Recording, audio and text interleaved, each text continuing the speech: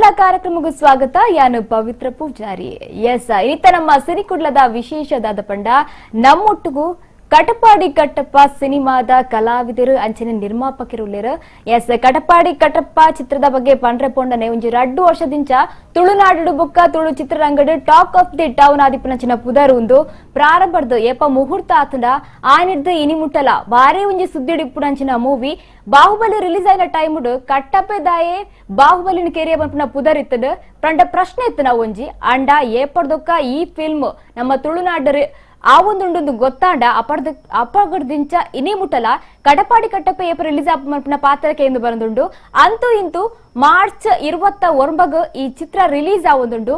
ಈ ಚಿತ್ರ ಈತ್ ಸುದ್ದಿ ಮಲ್ಪರೆ ಕಾರಣದಾದ ಎಂಚಾಂಡನೆತ್ತ ವರ್ಕ್ ಪೂರ ಪಾತ್ರೆ ನಮ್ಮೊಟ್ಟಿಗೂ ಈ ಚಿತ್ರದ ಕಲಾವಿದರು ಪಂಡನೆಟ್ಟ ಆಕ್ಟ್ ಮಾಲ್ತಿನಂಚಿತ್ನ ವಿಜಯ್ ಕುಮಾರ್ ಕೋಡಿಯಲ್ ಬೈಲ್ ಸರ್ ಅಂಚನೆ ಈ ಚಿತ್ರದ ನಿರ್ಮಾಪಕರಾಯಿನಂಚಿತ್ನ ರಾಜೇಶ್ ಬ್ರಹ್ಮ ಅವರ ಆರ್ರೌಲೇರು ಅక్కడ ರಡ್ಸನಟ್ಲ ಪಾತ್ರಗ ಪಂದ ಸುರುಕು ನಿಕ್ಲೆ ರಡ್ಸನಟ್ಲ ಕಾರ್ಯಕ್ರಮ ಇದ್ಕೊಂಡು ನಮಸ್ತೆ.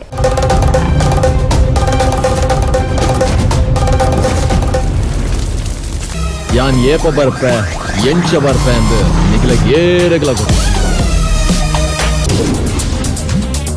ನಮಕ್ ಜನಕ್ಕಲು ಓಟು ಮಾಡೋದಕ್ಕೆಂದಾದಿನಿ ಅಕಲ್ನ ಸೇವೆ ಮಾಡ್ತಾರೆ, ಅಕಲ್ನ ಬದುಕಿನ ಹಾಳು ಮಲ್ಪರೆ ಅತ್ತೆ.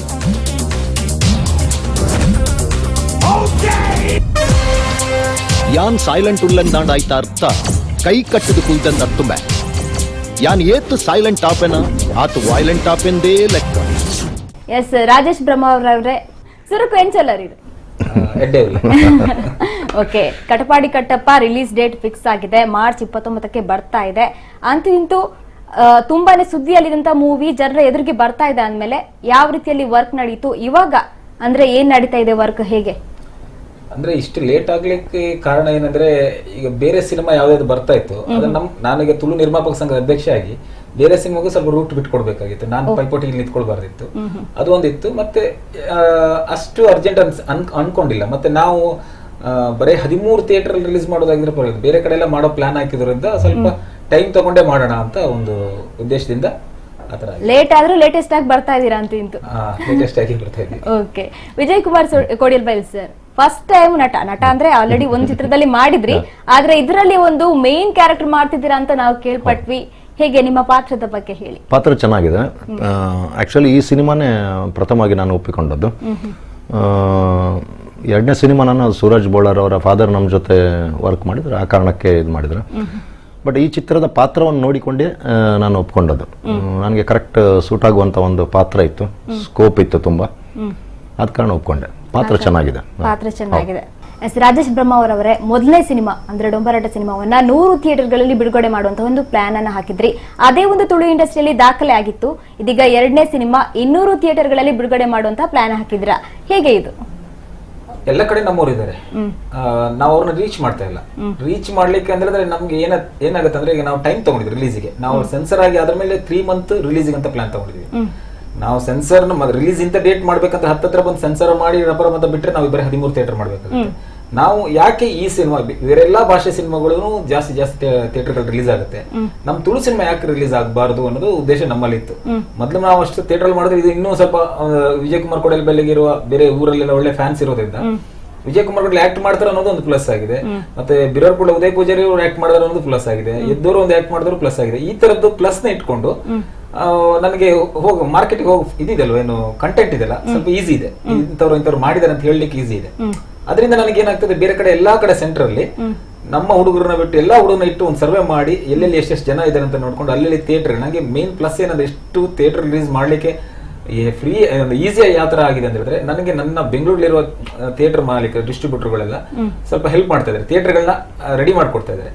ಹಾಗೆ ಇಲ್ಲಿನ ಮಲ್ಟಿಪ್ಲೆಕ್ಸ್ ಹಾಗೆ ಈಗ ನೋಡಿ, ಬೆಂಗಳೂರಲ್ಲಿ ಥಿಯೇಟರ್ ಕೊಡಲ್ಲ ಅಂತ ಹೇಳಲ್ಲ, ತುಳು ಸಿನಿಮಾಗೆ ಥಿಯೇಟರ್ ಕೊಡಲ್ಲ ಅಂತ ಹೇಳಲ್ಲ, ಥಿಯೇಟರ್ ಕೊಡ್ತಾರೆ. ಥಿಯೇಟರ್ ನಾವು ಹಾಕ್ಬೇಕಲ್ಲ, ಈಗ ಅವ್ರ ಅಲ್ಲೆಲ್ಲ ರೆಂಟ್ ಇರೋದು, ರೆಂಟ್ ಇದ್ರೆ 100% ರೆಂಟ್ ಕೊಟ್ರೆ ತಮಿಳು ತೆಲುಗು ಹಾಕ್ತಾರ ಅಂತ ಹೇಳಿದ್ರ ಮೇಲೆ ತುಳು ಕೊಡ್ತಾ ಇರ್ತಾರೆ, ಕೊಡ್ತಾರೆ. ಅಲ್ಲಿ ಥಿಯೇಟರ್ ರೆಂಟ್ ಕೊಟ್ಟೆ ಬೆಂಗಳೂರಲ್ಲಿ ರೆಂಟ್ ಕೊಟ್ಟೆ ಥಿಯೇಟರ್. ಬೆಂಗಳೂರು ಆಗ್ಲಿ ಯಾವುದೇ ಒಂದು ಸಿಟಿ ಇದೆಲ್ಲ 31 ಡಿಸ್ಟಿಕ್ ಅಲ್ಲಿ ಸಿಟಿಯಲ್ಲಿ ರೆಂಟ್ ಕೊಟ್ಟೆ ಸಿನಿಮಾ ಹಾಕೋದು. ಯಾರು ರೆಂಟ್ ಕೊಡ್ತಾರೆ ಅವ್ರಿಗೆ ಸಿನಿಮಾ ಕೊಟ್ಟೆ ಕೊಡ್ತಾರೆ. ಅಂದ್ರೆ ಅದರಿಂದ ರೆಂಟ್ ಮತ್ತೆ ನಂಗೆ ಸ್ವಲ್ಪ ಅದು ಪರ್ಸೆಂಟೇಜ್ ಸ್ವಲ್ಪ ಹೆಲ್ಪ್ ಮಾಡ್ತಾ ಇದ್ದಾರೆ ಯಾರು ಅಲ್ಲಿನ ಥಿಯೇಟರ್ ಮಾಲೀಕರೆಲ್ಲ. ಸೊ ಸ್ವಲ್ಪ ಈಸಿ ಆಗಿದೆ, ಅದರಿಂದ ಈಸಿ ಆಗಿದೆ. ನಂತರ ಕಂಟೆಂಟ್ ಸ್ವಲ್ಪ ಚೆನ್ನಾಗಿದೆ. ಅಂದ್ರೆ 3 ಜನ ಇರೋದ್ರಿಂದ ವಿಜಯ್ ಕುಮಾರ್ ಕೂಡ ಫಸ್ಟ್ ಟೈಮ್ ಆಕ್ಟ್ ಮಾಡೋದ್ರಿಂದ ಅದು ನಂಗೆ ತುಂಬಾ ಪ್ಲಸ್ ಆಗಿದೆ. ಅದೇ ತರ ಈ ಉದಯಣ್ಣ ಮತ್ತೆ ಎದ್ದವರು ಅವರೆಲ್ಲ ಒಂದು ಫಸ್ಟ್ ಟೈಮ್ ಆಕ್ಟ್ ಮಾಡಿದ್ರೆ ನೋಡೋಣ ಅನ್ನೋ ಒಂದು ನಂಗೆ ಕಂಟೆಂಟ್ ಚೆನ್ನಾಗಿರೋದ್ರಿಂದ ಈಸಿ ಆಗಿದೆ, ಜನರಿಗೂ ಕ್ಯೂರಿಯಾಸಿಟಿ ಇರುತ್ತೆ. ಎಸ್, ಕೆಲವೊಂದು ದೇಶಗಳಲ್ಲಿ ತುಂಬಾನೇ ಹೊರ ದೇಶಗಳಲ್ಲಿ ಕೂಡ ಈ ಒಂದು ಸಿನಿಮಾ ರಿಲೀಸ್ ಆಗ್ತಿದೆ ಅನ್ನೋ ಮಾತನ್ನ ಕೇಳ್ಪಟ್ವಿ. ಎಸ್, ನಮ್ಮ ಹೊರ ದೇಶದ ವೀಕ್ಷಕರಿಗೂ ಕೂಡ ಹೇಳಿ ಎಲ್ಲೆಲ್ಲಿ ರಿಲೀಸ್ ಆಗ್ತಿದೆ ಅನ್ನೋದನ್ನ. ಈಗ ನಾವು Singapore and Sri Lanka, Dubai, Abu Dhabi, Sharjah ಈ ತರ ಆಗ್ತಾ ಇದೆ. ಇನ್ನು ಇದಲ್ಲದೆ ಎಕ್ಸ್ಟ್ರಾ ಬೇರೆ ಮಾಡ್ತಾ ಇದೀವಿ. ಬಟ್ ಇನ್ನದು ನಾವು ಇಷ್ಟಿದೆ ಏನ್ ಹೇಳಿದ್ರೆ ಇದು ಕನ್ಫರ್ಮ್ ಆಗಿರುವಂತದ್ದು. ಬೇರೆ ಎಲ್ಲ ಮಾತುಕತೆ ನಡೀತಿದೆ. ಇನ್ನೂ ಒಂದು ನನ್ಗೆ ಗೊತ್ತಿರೋ ಪ್ರಕಾರ 10-15 ದೇಶದಲ್ಲಿ ಒಟ್ಟಿಗೆ ರಿಲೀಸ್ ಆಗಬಹುದು. ಸೌತ್ ಆಫ್ರಿಕಾ, ನೈಜೀರಿಯಾ ಈ ತರದಲ್ಲಿ ಒಂದು ಪ್ಲಾನ್ ಮಾಡ್ಕೊಂಡಿದ್ವಿ. ಉಗಾಂಡ ಈ ತರ ಎಲ್ಲ ಇದೆ ನಮ್ಮಲ್ಲಿ. ಅದನ್ನ ಈಗ ಕೆಲಸ ನಡೀತಾ ಇದೆ. ಇನ್ನೊಂದು 15 ದಿವಸ ಅದು ಫೈನಲ್ ಆಗುತ್ತೆ. ಎಟ್ ಎ ಟೈಮ್ ಎಲ್ಲಾ ಕಡೆ ಅಮೆರಿಕದಲ್ಲಿ ಸಮೇತ ಎಟ್ ಎ ಟೈಮ್ ಮಾಡೋ ಪ್ಲಾನ್ ಮಾಡ್ತಾ ಇದ್ವಿ. ಅದು ಇನ್ನೊಂದು 15 ದಿವಸದಲ್ಲಿ ಕರೆಕ್ಟ್ ಆಗಿ ಪಿಕ್ಚರ್ ಗೊತ್ತಾಗುತ್ತೆ. ಆವಾಗ ಇನ್ನು ಹೇಳಿದ್ರೆ ಸ್ವಲ್ಪ ಒಳ್ಳೇದಾಗುತ್ತೆ. ಅಂದ್ರೆ ಇದು ರಿಯಲ್, ಸುಮ್ನೆ ಹೇಳಿ ಆಮೇಲೆ ಮಾಡ್ಲಿಲ್ಲ ಅಂತ ಹೇಳೋದು ಬೇಡಲ್ವಾ, ಆ ಕಾರಣಕ್ಕೋಸ್ಕರ. ಅಂತೂ ಇಂತೂ ಕಟಪಾಡಿ ಕಟ್ಟಪ್ಪ ಚಿತ್ರದ ಮೂಲಕ ನಮ್ಮ ತುಳು ಇಂಡಸ್ಟ್ರಿಯನ್ನ ಇನ್ನೊಂದು ಹೆಜ್ಜೆ ಮುಂದಕ್ಕೆ ಕೊಂಡೋಗ್ತಾ ಇದ್ದೀರಾ ನೀವು. ನಾವಂತಲ್ಲ, ಅದು ಪ್ರಯತ್ನ ಪಡ್ತಾ ಇದೀವಿ. ಈಗ ಆಲ್ರೆಡಿ ತುಳು ಇಂಡಸ್ಟ್ರಿನ ದಿಗ್ಗಜರುಗಳು, ಇಲ್ಲಿನ ದೊಡ್ಡ ದೊಡ್ಡ ನಿರ್ಮಾಪಕರು, ನಿರ್ದೇಶಕರು ಎಲ್ಲ ದೊಡ್ಡ ಮಟ್ಟದಲ್ಲಿ ಬೆಳೆಸಿದ್ದಾರೆ. ನಾವೀಗ ಅದ್ರಲ್ಲಿ ನಾನು ಇದೀಗ 104ನೇ 105ನೇ ಸಿನಿಮಾ ಇರ್ಬೋದು, 104ನೇ ಸಿನಿಮಾ 105 ಸಿನಿಮಾ ಆಗಿರುತ್ತೆ. ಆದ್ರೆ ಅದಕ್ಕಿಂತ ಮುಂಚೆ ದೊಡ್ಡ ಸಾಧನೆ ಮಾಡಿದ್ದಾರೆ. ನಾವು ಅದ್ರ ಹಿಂದ್ಗಡೆ ಈ ತರದ ಒಂದು ಮಾರ್ಕೆಟ್ ಮಾಡ್ತಾರೆ. ತುಳು ಇಂಡಸ್ಟ್ರಿನ ತಿರುಗಿ ನೋಡೋ ತರ ಬೇರೆಯವರೆಲ್ಲ ಮಾಡ್ಬಿಟ್ಟಿದ್ದಾರೆ. ನಾವು ಅದರಲ್ಲಿ ಅದನ್ನ ಎನ್ಕ್ಯಾಶ್ ಮಾಡ್ಕೊಂಡು ಮುಂದೆ ಹೋಗ್ತಾ ಇದ್ದೀವಿ. ಸರ್, ವಿಜಯ್ ಕುಮಾರ್ ಕೊಡಿರ್ಬೆಲ್ ಸರ್, ನೀವೀಗ ಈ ಚಿತ್ರದಲ್ಲಿ ಆಕ್ಟ್ ಮಾಡಿದ್ದೀರಾ. ನೀವು ಒಬ್ಬ ನಿರ್ದೇಶಕನಾಗಿ ಈಗ ಮತ್ತೊಬ್ಬ ನಿರ್ದೇಶಕ, ಅದು ಕೂಡ ಹೊಸ ನಿರ್ದೇಶಕನ ಅಂಡರ್ ಅಲ್ಲಿ ಕೆಲಸ ಮಾಡಿದ್ದು ನಿಮ್ಗೆ ಹೇಗಾಯ್ತು? JP ತುಮಿನಾಡು ಅವ್ರ ಬಗ್ಗೆ. ನಾನು ನಿರ್ದೇಶನ ಮಾಡುವಾಗ ಅಭಿನಯ ಮಾಡುವವರನ್ನು ನೋಡಿಕೊಂಡು ನಾನು ಅದನ್ನ ನನಗೆ ಬೇಕಾದ ಹಾಗೆ ನಾನು ಮಾಡಿಸ್ತಿದ್ದೆ. ನಾನು ಇಲ್ಲಿ JP ಅವರು ಏನ್ ಮಾಡಿದಾರೆ ಹೇಳಿದ್ರೆ, ನನ್ನನ್ನು ಅವರಿಗೆ ಬೇಕಾದ ಹಾಗೆ ಮಾಡಿಸಿದ್ದಾರೆ. ಉದಾಹರಣೆ, ನನ್ನ ಪಾತ್ರ 2-3 ಶೇಡ್ ಬರ್ತಾ ಇದೆ. ಇದು ಓಪನ್ ಆಗುವಾಗ ಒಂದು ಸ್ವಲ್ಪ ಸೀರಿಯಸ್ ಇದ್ದಿದ್ರೆ, ಮಧ್ಯ ಒಂಥರ ತರ ಸ್ಯಾಡಿಶ್ ತರ ಹೋಗುತ್ತೆ, ಕಾಮಿಡಿ ಮಿಕ್ಸ್ ಆಗುತ್ತೆ, ಅಂಡ್ ಒಂದು ಸ್ಟ್ರೈಟ್ ಕ್ಯಾರೆಕ್ಟರ್ ಬರುತ್ತೆ. ಹಾಗೆ ಒಂದು 3-4 ಶೇಡ್ ಬರುತ್ತೆ ಇದರಲ್ಲಿ. ಅದು ನಾನು ಮಾತನಾಡೋದು ಈಗ ಸ್ಪೀಚ್ ಮಾಡುವಾಗ ಹೇಗೆ ಇರ್ತದೆ ಆ ಥರ ಇದ್ದರೆ ಅವರದನ್ನು ನನ್ನ ಮಾಡ್ಯುಲೇಷನ್ ಅನ್ನು ತುಂಬ ಬದಲಾವಣೆ ಮಾಡಿದ್ದಾರೆ. ನನಗೆ ಗೊತ್ತಾಗೋದಿಲ್ಲ ನನ್ನ ಮಿಸ್ಟೇಕ್, ನಾನು ಮಾತನಾಡೋದು ಅವರಿಗೆ ಗೊತ್ತಾ, ಅದನ್ನು ಅವರು ಕರೆಕ್ಷನ್ ಮಾಡಿಕೊಂಡು ನನ್ನನ್ನು ಯಾವಾಗಲೂ ನೋಡದೇ ಇರುವ ರೀತಿಯಲ್ಲಿ ಒಂದು ಪಾತ್ರ ಇದೆ. ಅದು ರೆಗ್ಯುಲರ್ ಹೀಗೆ ಮಾತನಾಡೋದಕ್ಕಿಂತಲೂ ಈ ಪಾತ್ರ ಒಂದು ಬೇರೆ ತರ ಇದೆ, ಬೇರೆ ರೀತಿಯಲ್ಲಿ ಇದೆ. ಓಕೆ, ಕಟಪಾಡಿ ಕಟ್ಟಪ್ಪ ಯಾವ ರೀತಿಯ ಸಿನಿಮಾ? ಇಲ್ಲಿ ಸೆಂಟಿಮೆಂಟ್ ಇಲ್ಲ, ತಾಯಿ ಸೆಂಟಿಮೆಂಟ್, ತಂಗಿ ಸೆಂಟಿಮೆಂಟ್ ಅಂಥದ್ದೆಲ್ಲ ಯಾವುದೂ ಇಲ್ಲ. ಒಂದು ಸ್ಕ್ಯಾಮ್ನ ಮೇಲೆ ಈ ಸಿನಿಮಾ ಓಡ್ತದೆ. ಕಮರ್ಷಿಯಲ್ ಆಗಿದೆ, ಕಾಮಿಡಿ ಇದೆ, ಒಂದು ಕ್ಯೂರಿಯಾಸಿಟಿ ಇದೆ, ಪಂಚ್ ಡೈಲಾಗ್ಗಳಿವೆ, ಹಾಡುಗಳಿವೆ, ಎಲ್ಲ ಮನೋರಂಜನೆಗೆ ಬೇಕಾಗುವಂಥದ್ದು ಎಲ್ಲ ಇದೆ. ಅಳ್ಳಿಕೆ ಮಾತ್ರ ಇಲ್ಲ. ಯಾವ ಪಾತ್ರ ಕೂಡ ಇಲ್ಲಿ ಅಳೋದು ಆ ಥರ mass plus comedy movie. Okay, ತುಳುನಾಡ ಜನರು ಯಾವ ರೀತಿಯಾಗಿ, ಅಂದ್ರೆ ಈಗಾಗಲೇ ತುಂಬಾನೇ ವೇಟ್ ಮಾಡ್ತಾ ಇದಾರೆ ಈ ಮೂವಿಗೋಸ್ಕರ, ಯಾವ ರೀತಿಯಲ್ಲಿ ಎಕ್ಸೆಪ್ಟ್ ಮಾಡಬಹುದು ಈ ಮೂವಿಯನ್ನ? ಏನಕ್ಕೆ ಅಂದ್ರೆ ನಾವು ಇದು Vijay Kumar Kodialbail first time act ಮಾಡಿದ್ದು, ಅದಕ್ಕೆ ಎಕ್ಸೆಪ್ಟ್ ಮಾಡೇ ಮಾಡ್ಕೊಳ್ತಾರೆ. ಆಮೇಲೆ ಉದಯ್ ಪೂಜಾರಿ ಅವರು ಇಷ್ಟೋ ತನಕ ನನ್ಗೆ ಗೊತ್ತಿರೋ ಪ್ರಕಾರ ಅವರು ಒಂದು 5-6 ಸಿನಿಮಾನೇ ನೋಡಿದ್ದಾರೆ. ಅವ್ರಿಗೆ ಅದ್ರ ಬಗ್ಗೆ ಒಂದು ಹೊಸಬರು ಅಂದ್ರೆ ಫ್ರೆಶ್ ಅವ್ರನ್ನ ರೆಡಿ ಮಾಡಿರುವಂತದ್ದು. ಅವ್ರಿಗೆ ಅವ್ರ ಸರ್ಕಲ್ ದೊಡ್ಡ ಮಟ್ಟದಲ್ಲಿರೋದ್ರಿಂದ ಅವರು ಫಸ್ಟ್ ಟೈಮ್ ಆಕ್ಟ್ ಹೇಗೆ ಮಾಡಿದಂತ ನೋಡೋದ್ರಿಂದ ಜನಕ್ಕೆ ಅವರು ಯಾವ ತರ ಮಾಡೋರು ಇಷ್ಟ ಆಗ್ಲೇಬೇಕು. ಯಾಕಂದ್ರೆ ಫಸ್ಟ್ ಟೈಮ್ ಮಾಡಿರೋದು ಅವ್ರು. ನಾವೇನು ಎಕ್ಸ್ಪೆಕ್ಟೇಷನ್ ಇಟ್ಕೊಂಡಿದೀವಿ ಅದಕ್ಕಿಂತ ಜಾಸ್ತಿ ಮಾಡಿದ್ದಾರೆ. ಸೊ ಅದಕ್ಕೋಸ್ಕರ ಆಗ್ಲೇಬೇಕು, ಇಷ್ಟ ಆಗ್ಲೇಬೇಕು. ಇನ್ನೊಂದು ನಮ್ಮ ಎದ್ದಣ್ಣ ಅವರು ಸಿನಿಮಾ ಶೂಟಿಂಗ್ ಬರುವಾಗ ಪ್ರೊಫೆಷನಲ್ ಆಗಿಯೇ ಬರ್ತಾ ಇದ್ರು. ಅಂದ್ರೆ ಪ್ರೊಫೆಷನಲ್ ಆರ್ಟಿಸ್ಟ್ ಹೇಗಿದ್ದಾರೆ ಆ ತರನೇ ಬರ್ತಾ ಇದ್ರು.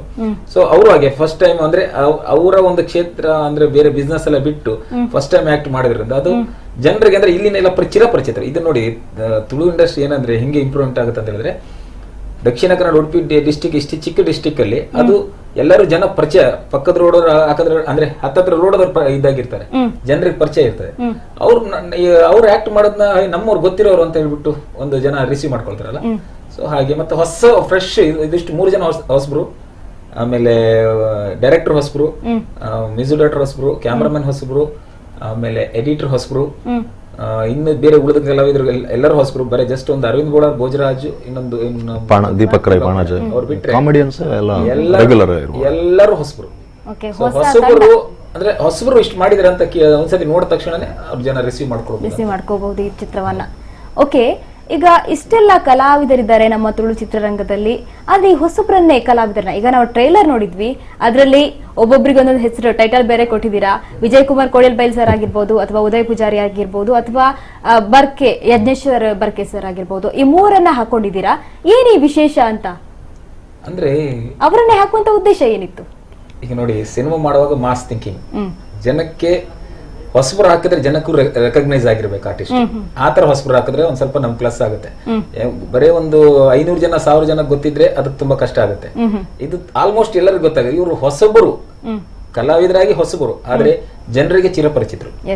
ಸೊ ಆ ತರದ ನಾವು ಸೆಲೆಕ್ಟ್ ಮಾಡಿದ್ವಿ. ನಾವು ಗೊತ್ತಿಲ್ದವ್ರು ಯಾರೋ ಒಬ್ಬರನ್ನ ಜನರಿಗೆ ಗೊತ್ತಿಲ್ದವ್ರನ್ನ ಹಾಕಿದ್ರೆ ಸ್ವಲ್ಪ ಕಷ್ಟ ಆಗುತ್ತೆ. ಇವತ್ತು ಇಷ್ಟು ಮಾಸ್ ಈಗ ನಾವು ಟ್ರೈಲರ್ ಟೀಸರ್ ಬಿಟ್ಟಿದ್ದು ಒಂದು, ಮತ್ತೆ ಹೆಸರು ಅಷ್ಟೇ ಬಿಟ್ರೆ ಯಾವತ್ತಾದ್ರೂ ನಾವು ಏನಾದ್ರೂ ಒಂದು ದೊಡ್ಡ ವಿಚಾರ ಅಂತೂ ಯಾವ್ದು ಮಾಡಿಲ್ಲ ಈ ಸಿನಿಮಾದಲ್ಲಿ.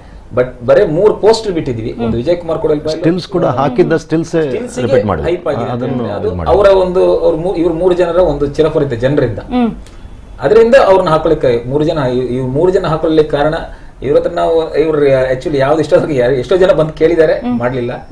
ನಾನು ಒಂದ್ಸತಿ ಹಿಂಗ್ ಕೇಳಿದಾಗ ಓಕೆ ಎಸ್ ಮಾಡ್ತೀನಿ ಅಂತ ಒಂದೇ ಇದ್ರಲ್ಲಿ ಎಸ್ ಅಂತ ಹೇಳಿದವರು, ಅದ್ರ ಬಗ್ಗೆ ಏನು ಮಾತಾಡ್ಲಿಲ್ಲ. ಆಮೇಲೆ ಎದ್ದಣ್ಣಗೆ ಹೋದಾಗ ಹೋಗಿ ಒಂದೇ ಒಂದ್ ಮಾತಲ್ಲಿ ಆಯ್ತು ನಾನು ಮಾಡ್ತೀನಿ ಅಂತ ಹೇಳಿದ್ರು. ಬೇರೆಯವರೆಲ್ಲ ಕೇಳಿದ್ದಾರೆ, ಅವ್ರು ಮಾಡ್ಲಿಲ್ಲ. ಬಟ್ ನನ್ನ ಅದೃಷ್ಟ ಚೆನ್ನಾಗಿತ್ತು, ಅವರೆಲ್ಲ ಮಾಡಿದ್ರು. ಇನ್ನು ಉದಯ್ ಪೂಜಾರಿ ಅವರು ಆಕ್ಚುಲಿ ಅವ್ರಿಗೆ ಒಂದು ಇನ್ನೊಂದು ಥ್ಯಾಂಕ್ಸ್ ಹೇಳ್ಬೇಕಂದ್ರೆ, ಅವ್ರ ಮನೇಲಿ ಅವ್ರ ತಂದೆ ತಾಯಿ ಮತ್ತೆ ಅವ್ರ ಅಕ್ಕ ಅವ್ರಿಗೆ ನಾನು ಥ್ಯಾಂಕ್ಸ್ ಹೇಳ್ಬೇಕು. ಅವ್ರ ಇಂಟ್ರೆಸ್ಟ್ ಇರ್ಲಿಲ್ಲ, ನಾನ್ ಮಾಡಲ್ಲ ಅಂತ ಹೇಳ್ತಿದ್ರು. ಬಟ್ ಅವರ ತಂಗಿ ಅಂತ ಕಾಣುತ್ತೆ, ತಂಗಿ ಅವರಿಂದನೇ ಇವತ್ತು ಅವರ ಈ ಸಿನಿಮಾ ಮಾಡ್ಲಿಕ್ಕೆ ಕಾರಣ. ಆದ್ರೆ ಮಾಡಿದ್ರ ಮೇಲೆ ಒಪ್ಕೊಂಡ್ರ ಮೇಲೆ ಭಯಂಕರ ಚಲುವಾಗಿ ಪ್ರಾಕ್ಟೀಸ್ ಎಲ್ಲ ಮಾಡಿ ರಾತ್ರಿ 12 ಗಂಟೆಗೆ ತನಕನೂ ಸ್ಕ್ರಿಪ್ಟ್ ನ ಡೈಲಾಗ್ ಎಲ್ಲ ಡೆಲಿವರಿ ಮಾಡ್ತಾ ಇದ್ರು ಅವರು, ಉದಯ್ ಪೂಜಾರಿ ಅವರು. ಮತ್ತೆ ಎದ್ದಣ್ಣ ಹಾಗೆ ಅವ್ರು ಕರ್ಸ್ಕೊಂಡು ಅವ್ರ ಎಲ್ಲರಿಗೂ ಏನಂದ್ರೆ ಈಗ ಡೈರೆಕ್ಟರ್ಗೆ ಅವ್ರಿಗೆಲ್ಲ ಹೇಳ್ಕೊಡೋದಕ್ಕೂ ಸ್ವಲ್ಪ ಏನಪ್ಪಾ ಅಂತ. ಆದ್ರೆ ಅವ್ರು ಯಾವತ್ತೂ ನಾನು ದೊಡ್ಡವನು ಅಂತ ಯಾವತ್ತೂ ತೋರಿಸ್ಲಿಲ್ಲ. ಇಬ್ರು ಆಗ್ಲಿ ಇವರು ಆಗ್ಲಿ 3 ಜನನು ಯಾವತ್ತು ತೋರಿಸ್ಲಿಲ್ಲ. ಅವ್ರು ಡೈರೆಕ್ಟರ್ಗೆ ರೆಸ್ಪೆಕ್ಟ್ ಕೊಟ್ಕೊಂಡು ಕೆಲಸ ಮಾಡಿದ್ರು.